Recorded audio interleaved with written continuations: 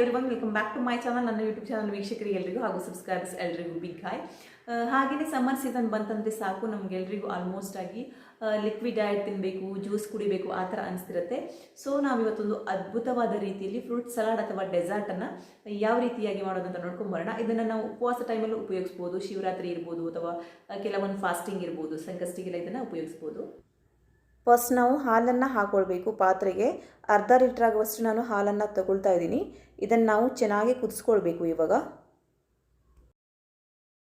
2 spoon ಆಗುವಷ್ಟು ಕಾಮಕಸ್ತೂರಿ ಬೀಜ ತಗೊಂಡಿದ್ದೀನಿ. ಇದಕ್ಕೆ ನೀರು ಹಾಕಿ ನೆನೆಸ್ಕೊಳ್ಬೇಕು. ಇದು ಬೇಗ ನೆನೆಯುತ್ತೆ, ಜಾಸ್ತಿ ಟೈಮ್ ತಗೊಳ್ಳಲ್ಲ. ಸ್ವಲ್ಪ ಜಾಸ್ತಿ ನೀರು ಹಾಕಿ ನೆನೆಸ್ಕೊಳ್ಳಿ. ನೆಕ್ಸ್ಟ್ ಇನ್ನೊಂದು ಬೌಲನ್ನು ತಗೋಬೇಕು. ಅದರಲ್ಲಿ 2 ಸ್ಪೂನ್ ಆಗುವಷ್ಟು ವೆನಿಲ್ಲಾ ಕಸ್ಟರ್ಡ್ ಪೌಡರ್ನ ಹಾಕ್ಕೊಳ್ತಾ ಇದ್ದೀನಿ. ನೆಕ್ಸ್ಟ್ ನಾವು ಇದಕ್ಕೆ ನೀರನ್ನು ಸೇರಿಸಿ ಚೆನ್ನಾಗಿ ಮಿಕ್ಸ್ ಮಾಡಬೇಕು. ಯಾವುದೇ ಥರವಾದ ಲಂಪ್ಸ್ ಇರಬಾರ್ದು. ಈ ಥರ ನಾವು ಕರೆಕ್ಟಾಗಿ ಒಂದ್ಸಲ ಮಿಕ್ಸ್ ಮಾಡ್ಕೊಳ್ಬೇಕು. ನೋಡಿ, ಇವಾಗ ಹಾಲು ಚೆನ್ನಾಗಿ ಕುದೀತಾ ಇದೆ. ಈ ಟೈಮಲ್ಲಿ ನಾವು ಇವಾಗ ಮಿಕ್ಸ್ ಮಾಡಿಟ್ಕೊಂಡಂಥ ಕಸ್ಟರ್ಡ್ ಪೌಡರ್ ಲಿಕ್ವಿಡನ್ನು ಹಾಕಬೇಕು.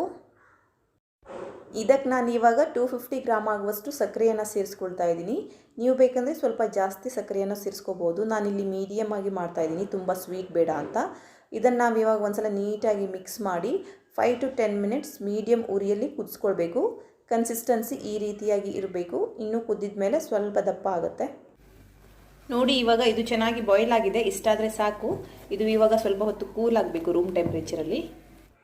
ನೋಡಿ, ಇವಾಗ ಇದು ರೂಮ್ ಟೆಂಪ್ರೇಚರಲ್ಲಿ ಕೂಲ್ ಆಗಿದೆ. ಕರೆಕ್ಟಾದ ಕನ್ಸಿಸ್ಟೆನ್ಸಿಯಲ್ಲಿ ಇದೆ. ತುಂಬಾ ಚೆನ್ನಾಗಿ ಕಾಣಿಸ್ತಾ ಇದೆ ನೋಡೋಕ್ಕೆ.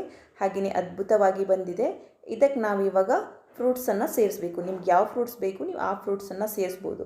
ಹಾಗೆಯೇ ಇದು ಸಮ್ಮರ್ ಸೀಸನ್ಗಂತೂ ತುಂಬ ಒಳ್ಳೆಯ ರೆಸಿಪಿ. ನೀವು ಖಂಡಿತವಾಗಿ ಟ್ರೈ ಮಾಡಿ ಇದನ್ನು. ಇದಕ್ಕೆ ನಾನು ಇವಾಗ ಬ್ಲ್ಯಾಕ್ ಗ್ರೇಪ್ಸನ್ನು ಹಾಕ್ಕೊಳ್ತಾ ಇದ್ದೀನಿ. ನೆಕ್ಸ್ಟ್ ಇದಕ್ಕೆ ನಾನು ಕಟ್ ಮಾಡಿಟ್ಕೊಂಡಂಥ ಆರೆಂಜನ್ನು ಸೇರಿಸ್ತಾ ಇದ್ದೀನಿ. ನೆಕ್ಸ್ಟ್ ಇದಕ್ಕೆ ಗ್ರೀನ್ ಗ್ರೇಪನ್ನು ಆ್ಯಡ್ ಮಾಡ್ತಾ ಇದ್ದೀನಿ. ನೆಕ್ಸ್ಟ್ ಸಪೋಟ, ಇದನ್ನು ನಾನು ಜಾಸ್ತಿ ಹಾಕ್ಕೊಳ್ತಾ ಇದ್ದೀನಿ. ಯಾಕಂದರೆ ಇದರಲ್ಲಿ ಸ್ವೀಟ್ ಜಾಸ್ತಿ ಇರೋದ್ರಿಂದ ತುಂಬ ಚೆನ್ನಾಗಿ ಆಗುತ್ತೆ ಸಲಾಡ್ಗೆ. ನೆಕ್ಸ್ಟ್ ನಾನು ಇದಕ್ಕೆ ಬನಾನವನ್ನು ಆ್ಯಡ್ ಮಾಡ್ತಾ ಇದ್ದೀನಿ.